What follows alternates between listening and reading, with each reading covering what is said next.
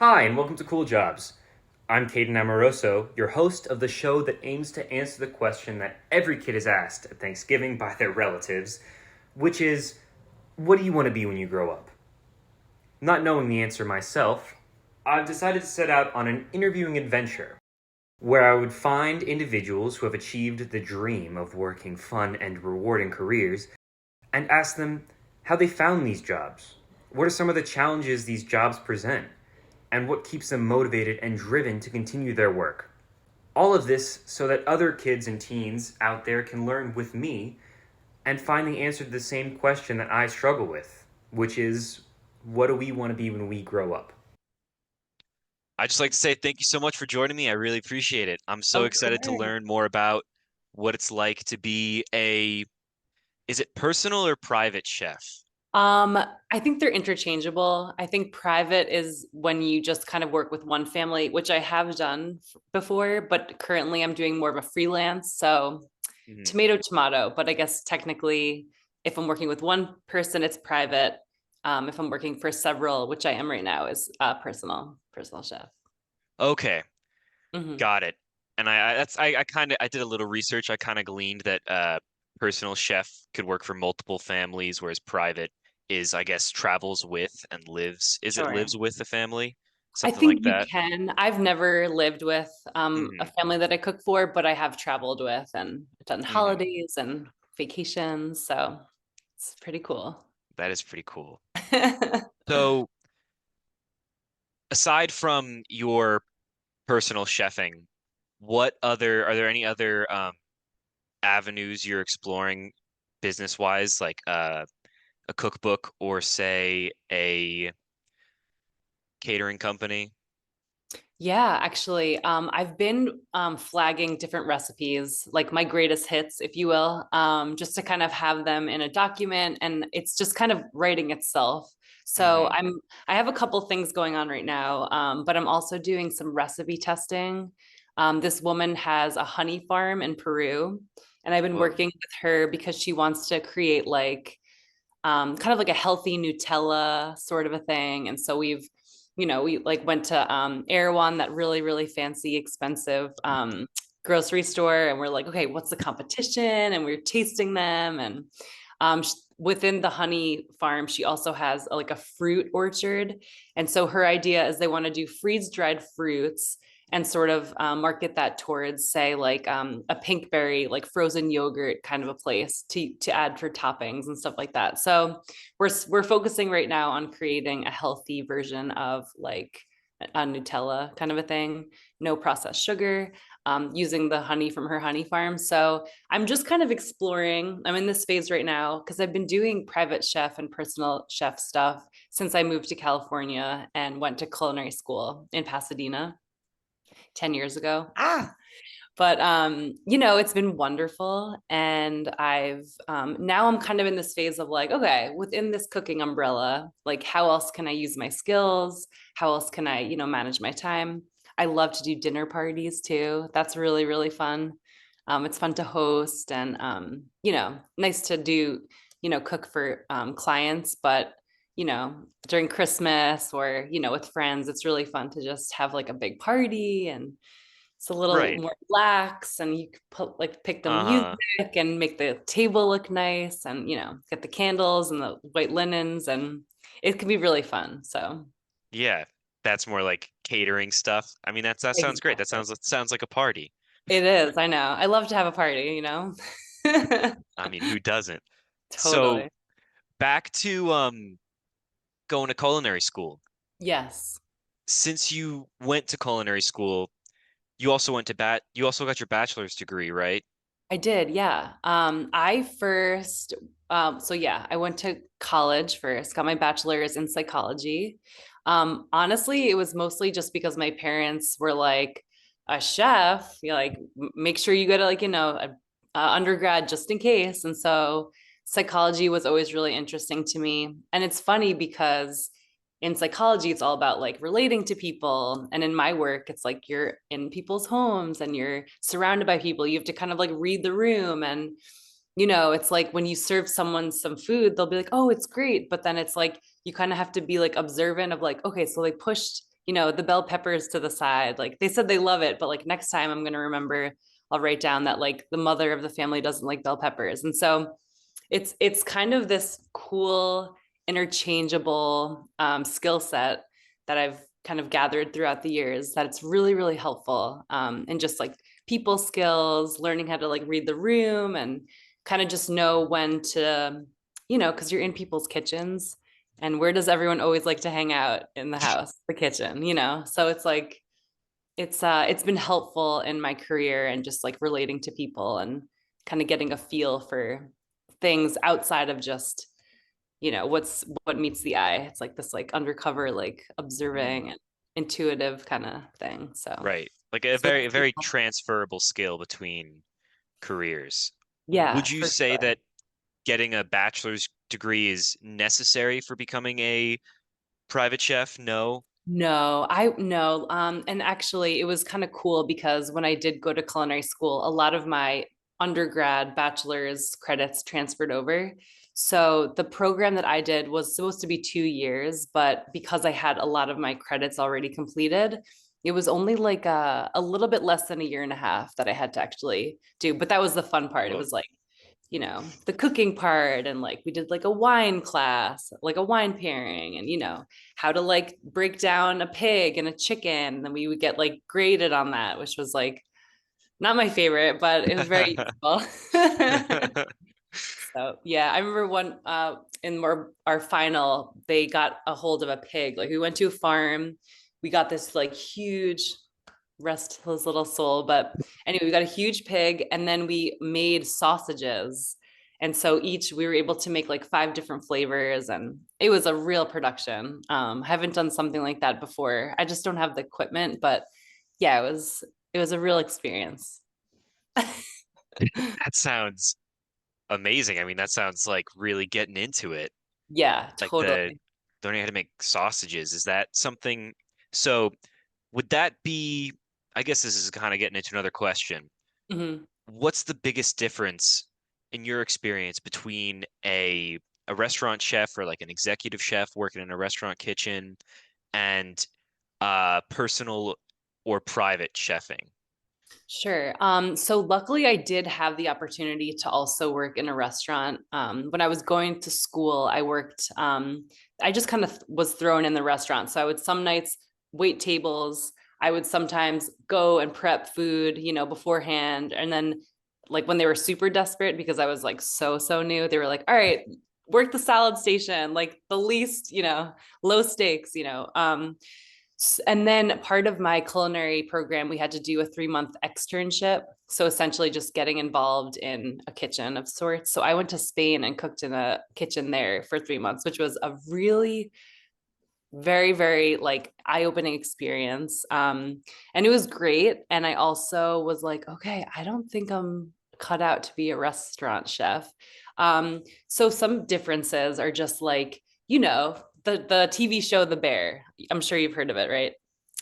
So it's like it's really well represented. It was like the chef is yelling at you, the tickets are coming in, it's hot, it's like people have knives, and when I was working in Spain, like they were screaming in Spanish. My Spanish wasn't great at the time, so it was just kind of like a lot of chaos. Whereas, which is great because it teaches you really quickly, like you learn on the fly really well. But in my experience working as a private chef or personal chef, it's just like you can kind of set the tone. You have more creative freedom. You have like your hands on everything. Whereas when you work in a kitchen, it's like you have to gradually work your way up to the different stations. So like you'll start on like the salad station, then you can work the grill, then you can, do the other, more involved stuff, but it takes a while. So it's been a really like since I started, it's been like very hands-on. So it's like in one sense, it's like just getting thrown into the situation of like, okay, I have to cook this whole meal by myself for these people. But it's also been a real eye-opening, beautiful experience too. And yeah, it's like you just learn a lot on the job. It's kind of like, it's like you go to school, you learn a skill, and then it's like when you're out in the real world, then it's when you really get to know, like, okay, the timing of this, you have to, multitask and this and that. yeah, learning in the field, getting the experience, being able to multitask. Again, like you mentioned, the background in, was it psychology or sociology? Psychology. Psychology. Mhm. Those like really crucial transferable skills. I was wondering, when you are working as a personal chef, when you're working with someone, or I guess when you started out, what would you say the most important skills for a personal chef to have? I honestly like communication is really big, and it's like being really like what really helped me was I have a questionnaire which I developed when I first, which I still use today when I first start to work with people. It's like, hello, what kind of foods do you like? What are you allergic to? What type of cuisine? Like check mark, this and that. And it's like, are there certain foods that you love? Are there certain foods that you cannot stand? And then from there, we can kind of like create a menu around it. So what helped me was like after the questionnaire, it would be like, okay, here's a sample menu. Like from this, is this something that you can kind of gauge? And because food is such a personal thing and it's so specific and so intimate. I mean, whether like your cultural background, what you grew up eating, what you have access to. I mean, it's like it's so specific. So it can be, I can make a meal for one family and they'll be like, this is the best meal we've ever had. And it's like, amazing. Oh, I'm feeling so good. And it's like, go to another family, make the same thing. And they'll be like, well, I thought it was kind of, the texture was kind of weird and this and that. So I mean, yeah, communication is really important, but also like not taking things personally has been like a real game changer for me. Because it's so personal. But it's good. It builds a thick skin. Yeah, I guess I never really would have thought of that. But yeah, you're making this food, you're spending all this time. It Yes, makes sense. totally. Yeah. And there's nothing better like slaving in the kitchen for hours and then people eat in 10 minutes. They're like, thanks. I'll go clean up now. Oh man. Just another day. No, but it's great. There's nothing better than like the feeling of just hearing like, or even better is just like silence. So that's how you know it's like, you're like, awesome.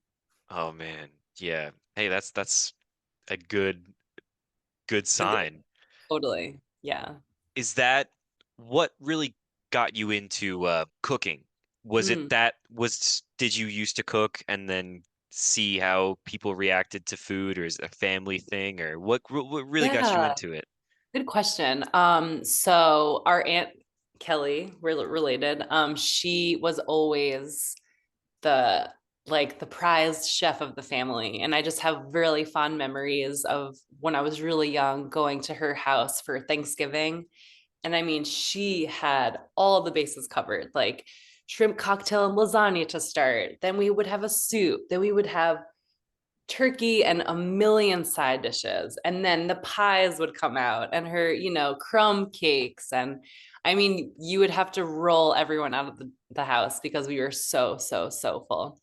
But just, I mean, the beauty and like the celebration aside, just like the excitement that everyone was like, we're going to Aunt Kelly's for Thanksgiving. And I just really recall vividly like the feeling around the excitement, the food bringing everyone together, this like, incredible event, one time a year, and everyone's just like laughing and happy. And um that coupled with like growing up with a bunch of brothers and they would come in from school and I'd be like, oh, I'm going to make them grilled cheese or I'm going to do this, and like they would just like oogle, like, oh, what is that, so just kind of being aware and observing like the power of food and how it has the potential to really bring people together, that has always stuck with me. And I think that's why today I love to host. And it doesn't take much, but like especially now, like living on my own and having friends who aren't really married yet or this and that, it's like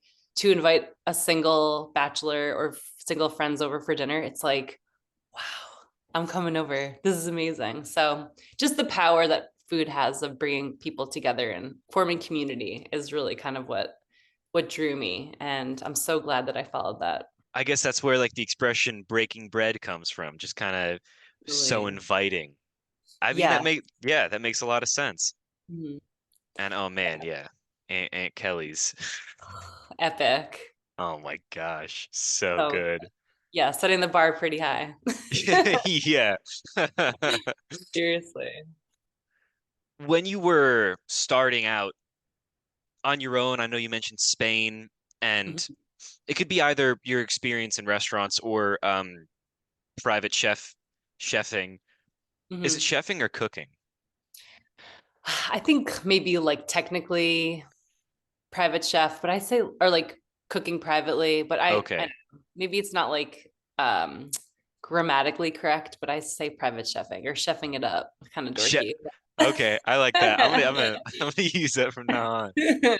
So when you started cooking it up, Uh-huh. what was the biggest learning curve, or what is some advice you'd give someone who is aspiring to cook it up?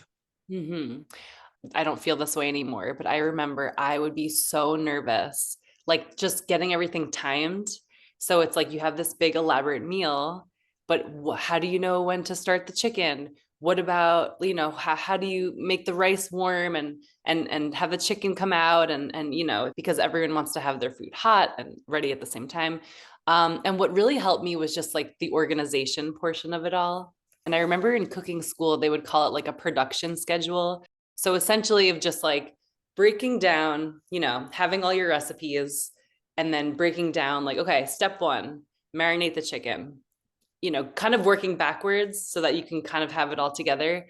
And that's been a game changer. And to the point now where it's like, I can kind of just like go through and do it quickly. I don't need to sit down and write it out. But yeah, when I was first starting out, I would be like losing sleep over like, how am I gonna, oh my gosh, like the buffet is gonna be this and da, da, da. But yeah, it's just a good lesson too. And like just to kind of reflect back of like you can really grow and learn so much, and it's like what once used to really make you really nervous and stuff, it's like looking back of like, oh my gosh, yeah, like it's so interesting how like these little tools, once I've used them over time, have really kind of instilled this structured way of organizing and executing.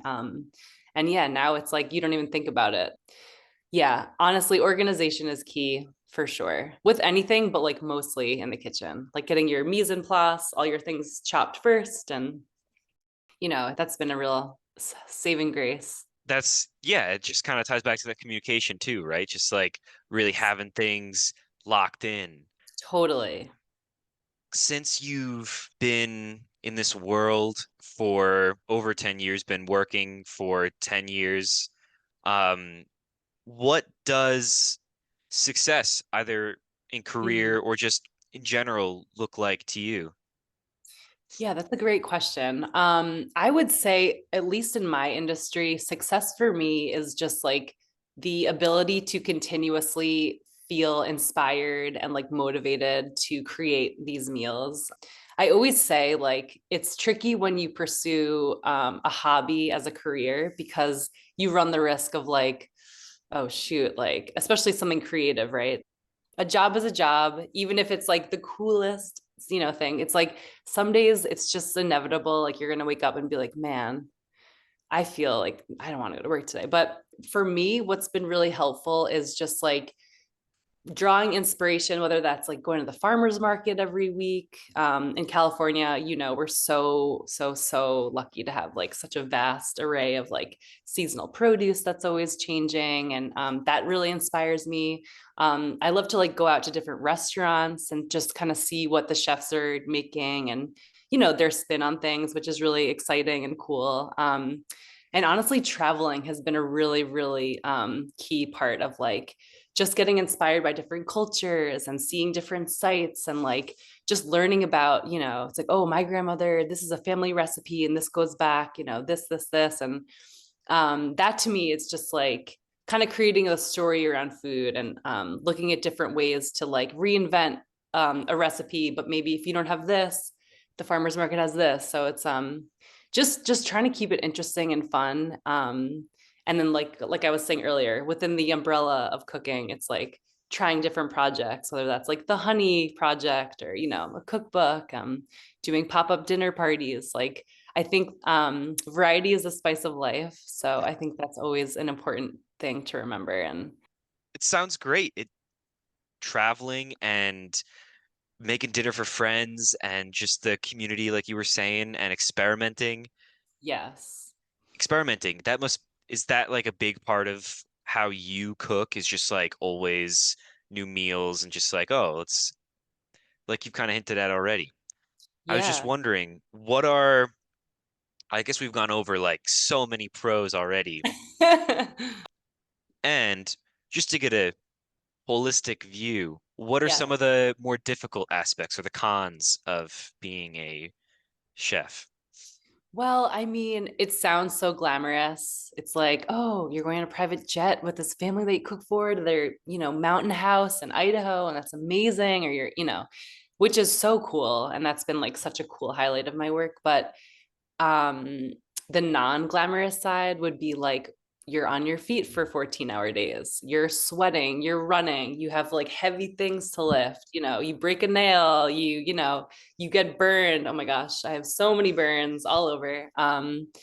So it's like the physicality portion of it and just like the physical tiredness sometimes that comes along with it, the portion of the work that can just be like physically exhausting. But what kind of keeps me going is just like the feeling of when you nail a steak or you like knock it out of the park, you have like amazing feedback from a party that you did, like that makes everything worth it. You know what I mean? So, within reason, I'm also at a phase right now where I used to just like hustle 6 days a week, not take any days off. And it's like, that's just not sustainable. And I had to kind of have a real check in with myself like, all right, I'm totally on the verge of burnout. I'm about to just like want to just completely give up. But it's like being realistic with like, how many hours are in a day? How much rest do I need? Working smarter, not harder. But that comes with experience. But yeah, it keeps you fit for sure. Oh man, I mean, sounds like a whole like regimen. Oh yeah. Running, lifting. Wow, Totally. You don't need a gym membership. It's great. no, seriously, another perk of the job. That's right. As you were mentioning, the hustling and Hmm. the almost overworking, Hmm. would you say that's common among private chefs, personal chefs, or would you say that's a California thing, or would you just say that was just what the situation was? Yeah, I mean, I like, as you can probably imagine, like working in a kitchen, high stress, long hours, you go in the morning, you prep for the dinner service, and then you go dinner service and need to clean up. So it's like, 12 to 13-hour, 14-hour days.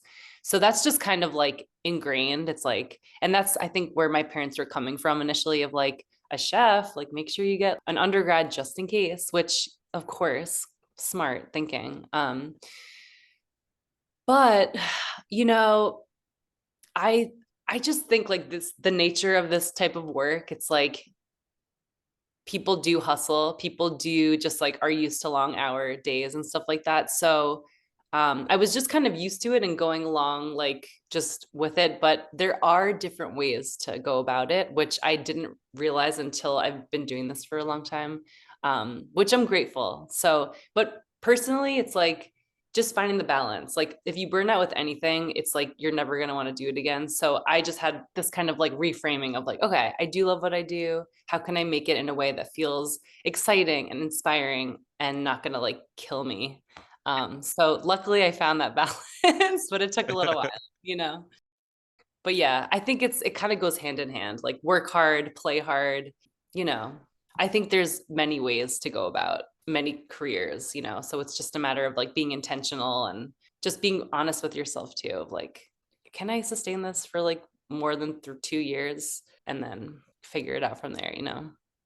Yeah. Capiche. Hey, gabagoo. Hey. Yeah.